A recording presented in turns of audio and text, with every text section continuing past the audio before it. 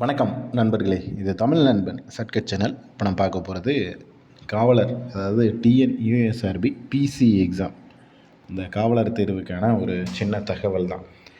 So already நம்ம நியூஸில் ஒரு தகவல் அப்படின்றது பார்த்துருப்போம்.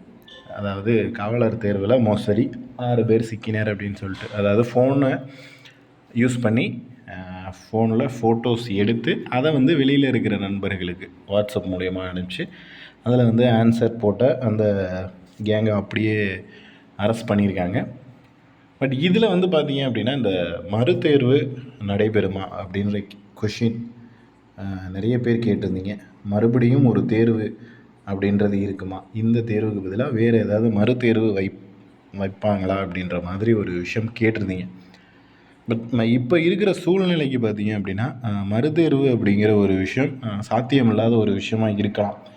ஏன்னா அதுக்குன்னு ஒரு திரும்ப மறுபடியும் ஒரு எக்ஸாம் டேட்டு, அந்த கொஷின் பேப்பர் ரெடி பண்ணுறது, ஹாலு, இது எல்லாத்தையும் ரீஅரேஞ்ச் பண்ணி பண்ணுறது அப்படிங்கிறது இப்போ இருக்கிற சூழ்நிலையை பொறுத்த அளவுக்கு சாத்தியமே இல்லாத ஒரு விஷயம். மேபி அந்த தவறுகள் நடந்ததுனால அவங்கள கண்டுபிடிச்சி இது பண்ணியாச்சு, அரெஸ்ட் பண்ணியாச்சு. அது ஏற்றுக்கக்கூடிய ஒரு விஷயம்.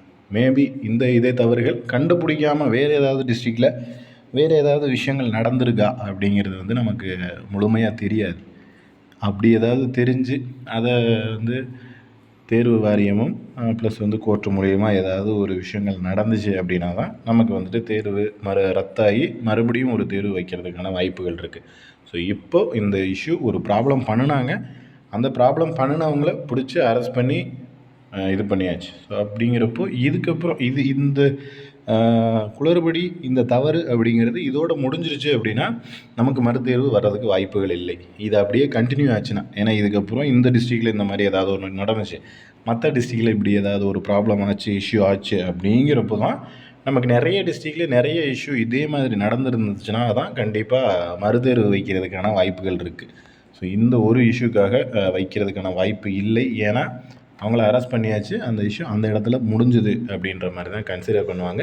மேபி அது கோர்ட் வரைக்கும் போனால் தான் நமக்கு மறுதேர்வு வைக்கிறதுக்கான வாய்ப்பு அப்படின்றது இருக்குது.